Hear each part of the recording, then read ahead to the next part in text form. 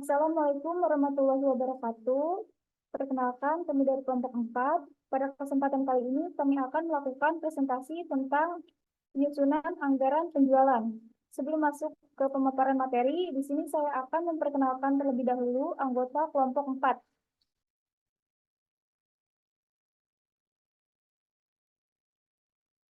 Di sini ada Ahmad Kurniawan, Amanda, Valika, Maya, dan saya sendiri, Sekar Arum.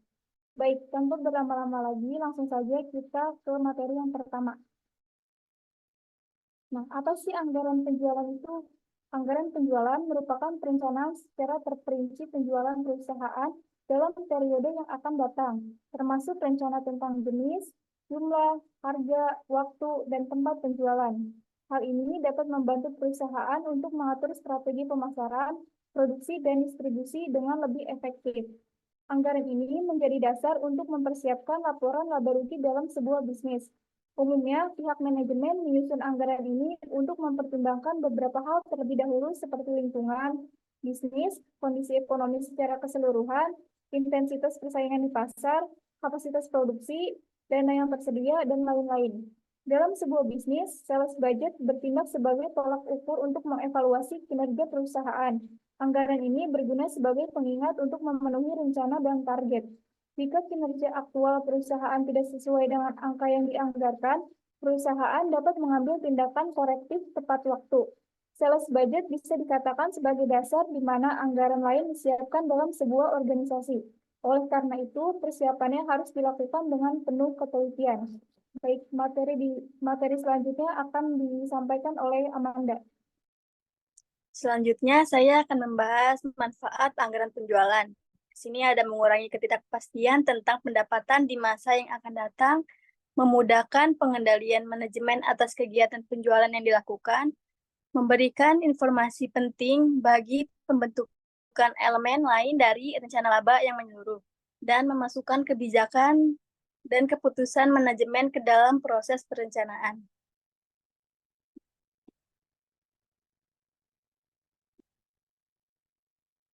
Selanjutnya ada faktor-faktor penyusunan anggaran penjualan. Yang pertama ada faktor pemasaran. Faktor pemasaran ini meliputi luas pasar, apakah pasarnya bersifat lokal, regional, nasional, dan internasional. Yang kedua meliputi keadaan persaingan, apakah bersifat monopoli, oligopoli, atau bebas. Dan kemudian yang ketiga dari keadaan konsumen. Bagaimana selera konsumen, apakah konsumennya akhir atau konsumen industri. Ada faktor keuangan yang perlu diperhatikan adalah kemampuan perusahaan. Kemampuan modal kerja perusahaan untuk mendukung pencapaian target penjualan yang sudah dianggarkan. Seperti apakah perusahaan ini mampu untuk membeli bahan baku, mampu membayar upah, dan mampu membiayai promosi produk. Selanjutnya ada faktor ekonomi. Di sini yang perlu diperhatikan adalah perusahaan itu juga harus melihat apakah dengan meningkatkan penjualan itu artinya akan meningkatkan laba atau justru malah sebaliknya. Faktor teknis. Apakah kapasitas mesin dan alat mampu memenuhi target penjualan yang dianggarkan dan apakah bahan baku dan tenaga kerja mudah dan murah. Selain 4 teknis di atas, ada juga faktor kebijakan perusahaan, yaitu seperti kebijakan membuat produk dengan kualitas nomor 1, sehingga kesempatan untuk menjual produk nomor 2 dan nomor 3 menjadi tertutup. Dan yang terakhir, ada faktor perkembangan penduduk. Ini juga mempengaruhi anggaran. Misalnya, peningkatan kelahiran dapat meningkatkan konsumsi susu, pakaian, mainan, dan lain-lain. Baik, materi selanjutnya akan dilanjutkan oleh Kak Valika. Selanjutnya itu contoh penyusunan anggaran penjualan. PT Exyajit merupakan sebuah perusahaan yang memproduksi sendal dengan data penjualan sebagai berikut. Pada tahun 2017, penjualan per unit itu 42.000 dengan harga 11.000, 2018 50.000 dengan harga 11.000, 2019 6.000 dengan harga 13.000, 2020 penjualan per unit itu 45.000 dengan harga 13.000. ribu. Harga jual per unit untuk tahun 2021 akan mengalami kenaikan sebesar 10% dari tahun sebelumnya. Pola penjualan tahun 2021 untuk masing-masing triwulan adalah triwulan 1 30%, triwulan 2 35%, triwulan 3 20%, triwulan 4 15%. Untuk kedua daerah, penjualan daerah Tasikmalaya itu 60% dan Cimahi 40%. Berdasarkan data dapat dihitung menggunakan ramalan penjualan tahun 2021 dengan metode least square. Yang kedua itu anggaran penjualan terperinci menurut waktu atau per bulan. Langkah pertama, tabel peramalan dengan metode least square. Untuk mencari X, kita harus tahu jumlah datanya. Pada tahun sebelumnya itu jumlah datanya itu ada 4 atau bisa dibilang bilangan genap. 2017, 2018, 2019, dan 2020. Dan untuk mencari X ini kita bisa menggunakan sumbu. Jika di sini adalah 1, 2, 3, dan 4. Berarti 1 itu 2017, 2018, 2019, dan 2020. Karena di tengah-tengah ini ada 2, berarti nolnya itu antara perpaduan angka 2 dan 3. Berarti ini minus 1, minus 2, dan minus 3. Ini 1, 2, dan 3. Maka untuk mencari X ini berarti 2017 itu minus 3, 2018 itu minus 1, 2019 itu 1, 2020 itu 3. Dan untuk mencari X pangkat 2 itu berarti minus 3 pangkat 2 sama dengan 9, minus 1 pangkat 2 sama dengan 1, minus 1 pangkat 2 sama dengan 1, 3 pangkat 2 sama dengan 9. Untuk mencari X-nya itu kita bisa mengkalikan penjualan per unit dengan X-nya. 42.000 dikali minus 3 itu hasilnya minus 126.000, lalu 50.000 dikali minus 1 itu minus 50.000, lalu selanjutnya 66.000 dikali 1.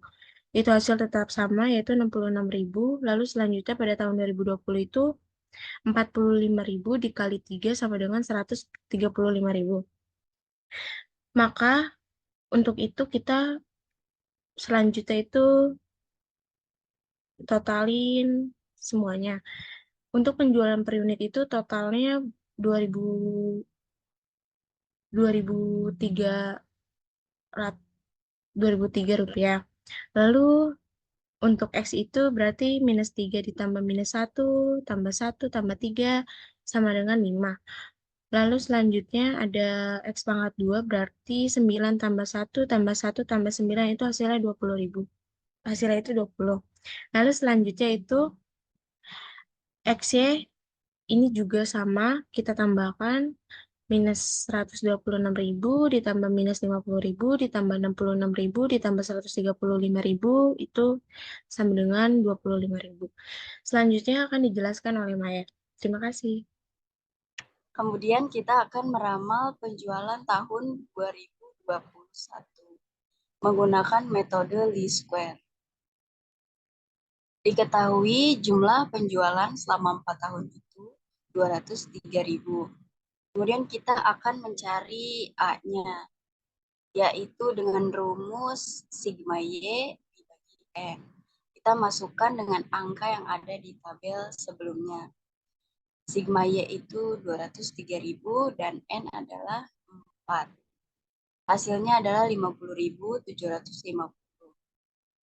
Kemudian kita akan mencari B-nya dengan rumus sigma XY dibagi sigma X kuadrat, di mana sigma XY itu adalah 25.000 dan sigma X kuadrat itu 20. Kemudian hasilnya adalah 1.250. Kemudian kita akan mencari persamaan garis lurusnya, yaitu Y sama dengan A ditambah BX. Sama dengan, kita masukkan angka yang tadi, 50.750 ditambah 1.250 dikali X-nya itu adalah 5. Kemudian 50.750 ditambah 6.250. Hasilnya adalah 57.000 unit. Jadi ramalan penjualan tahun 2021 itu adalah 57.000 unit. Kemudian langkah kedua adalah mencari penjualan masing-masing produk daerah penjualan. Yang pertama, penjualan di Tasikmalaya itu adalah 60%. Jadi dari hasil unit yang tadi, 60% dari 57.000 itu adalah 34.200. Kemudian penjualan di Cimahi sebanyak 40%. Jadi 40% dari 57.000 itu adalah 22.800. Kemudian kenaikan harga tahun 2021 itu sebesar 10%, seperti yang ada di soal. Jadinya kita hitung dulu dengan harga sebelumnya. Harga sebelumnya itu di tahun 2020 adalah 13.000. Nah, karena di tahun 2021 itu naik 10%, jadi kita hitung 10% dari 13.000 itu adalah 1.300. Maka kenaikan harga di tahun 2021 yaitu harga sebelumnya ditambah dengan hasil setelah dihitung persen tadi. Jadi 13.000 ditambah 1.300 yaitu 14.300. Jadi harga di tahun 2021 itu naik menjadi 14.300. Slide selanjutnya akan dijelaskan oleh Ahmad Kurniawan. Baiklah guys, saya akan melanjutkan. Yaitu untuk langkah ketiga, mencari penjualan triwulan untuk masing-masing daerah. Untuk di sini kita udah bagi, yaitu Tasikmalaya persentasenya 60%, sedangkan Cimahi 40%.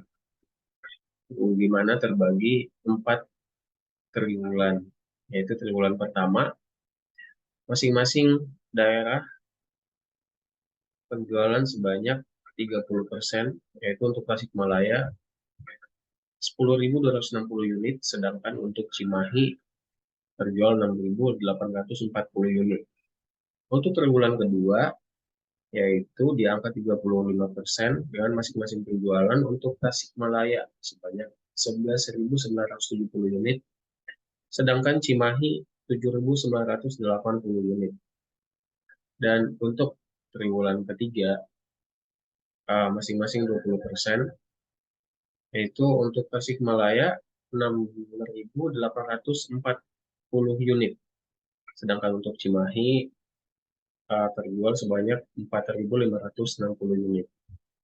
Dan untuk triwulan terakhir atau triwulan keempat, yaitu sama-sama 15%, untuk Tasikmalaya terjual di angka 5.130 unit dan Cimahi 3.420 unit. Dan apabila ditotalkan untuk seluruhnya dari triwulan pertama sampai triwulan keempat, yaitu untuk Tasikmalaya berhasil menjual 34.200 unit dan untuk Cimahi 22.800 unit. Selanjutnya di langkah keempat yaitu penyusunan anggaran penjualan dalam bentuk unit dan rupiah.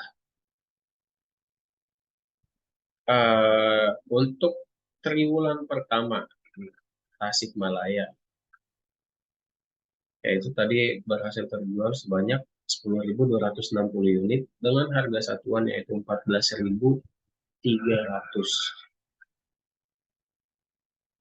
Apabila ditotalkan dalam rupiah, yaitu berhasil mendapatkan 146.718.000.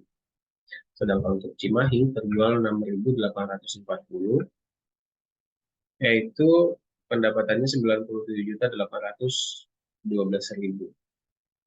Dan apabila dijumlahkan, di triwulan pertama berhasil terjual 17.100 unit dengan jumlah pendapatan 244.530.000. Untuk triwulan kedua, Tasikmalaya yaitu sebanyak 11.970 unit, yaitu apabila dirupiahkan 171.171.000. Untuk Cimahi 7.980 unit, yang apabila dirupiahkan sebanyak 114.114.000.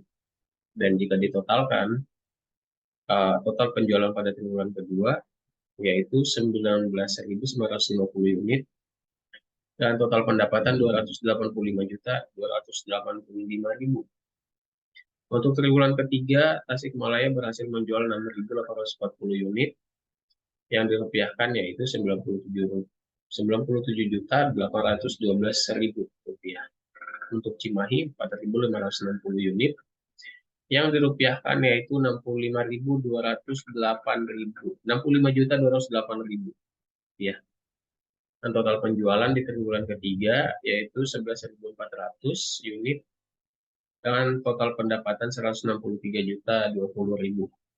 Nah, untuk triwulan terakhir yaitu Tasikmalaya berhasil mendapatkan penjualan 5.130 unit yang dirupiahkan yaitu 73.359.000. Untuk Cimahi sebanyak 3.420 unit yang apabila dirupiahkan berjumlah 48.906.000 dan total penjualan di triwulan keempat yaitu 8.550 unit dan total pendapatan 122.265.000. Dan apabila di total keseluruhan yaitu dari triwulan pertama sampai triwulan keempat yaitu Tasikmalaya unit yang terjual 34.200 unit, harga satuan 14.300 dengan jumlah pendapatan 489.060.000 rupiah. Sedangkan untuk Cimahi 22.800 unit dengan total harga satuan 14.300 dan total pendapatan 326.040.000 rupiah. Dan apabila ditotalkan keseluruhan Cimahi dan Tasikmalaya dalam 4 triwulan penjualan yaitu 57.000 unit dengan total pendapatan 815.100.000 rupiah. Demikianlah teman-teman pemaparan dari kelompok kami dalam proyek kecil untuk memenuhi tugas UTS ini. Apabila ada yang kurang dimengerti dapat ditanyakan kemudian. Terima kasih banyak atas perhatiannya. Dan ini kami tutup. Assalamualaikum warahmatullahi wabarakatuh.